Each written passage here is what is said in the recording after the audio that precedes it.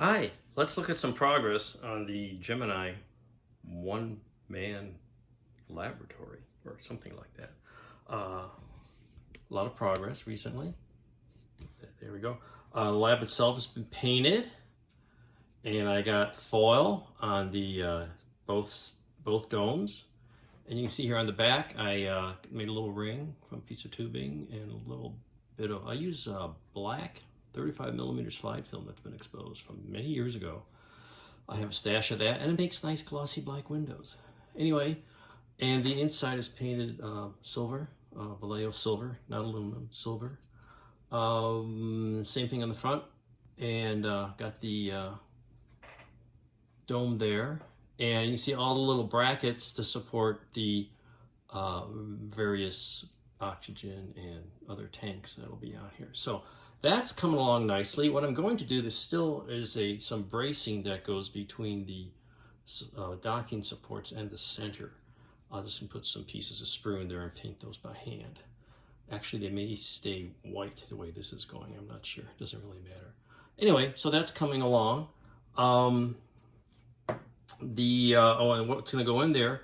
Just some Gemini tanks, miscellaneous. Get a little gloss black on them, and I have some all-clad. I think it was magnesium. I wanted a dark metallic finish, and these are going to stay metallic. I'll dry brush some of the raised detail. I have two other tanks without the raised detail, and those are going to cover with foil just to have a little variety in there. So then they'll go installed in the lab.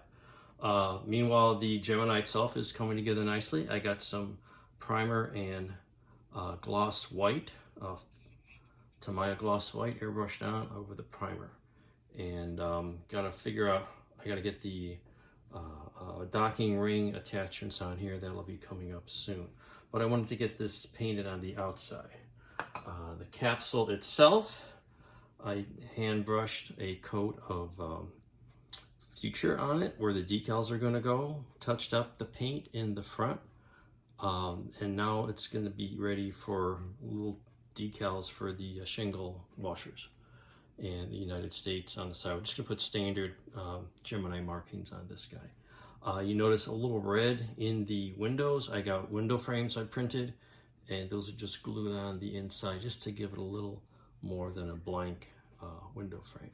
So that's coming along nicely, and the interior is the same as you saw last time.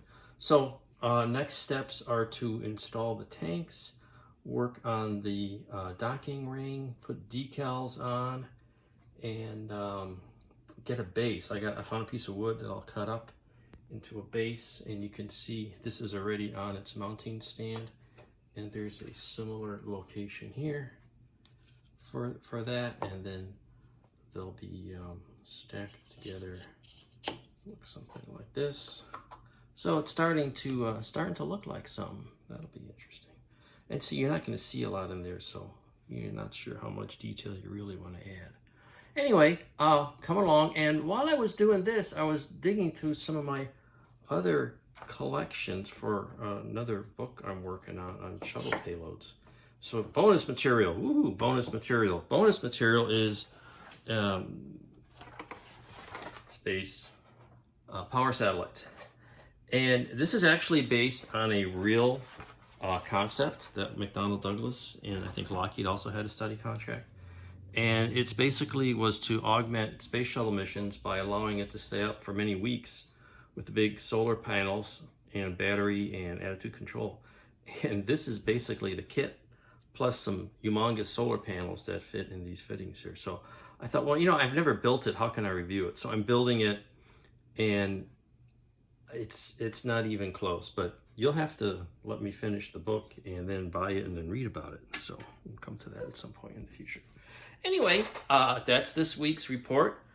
Stay tuned for more progress as we get these parts put together in this very interesting one-person, one-room space station based on Gemini, which then was expandable with more lab modules. So another lost Gemini mission coming along here. Thanks for watching. See you soon.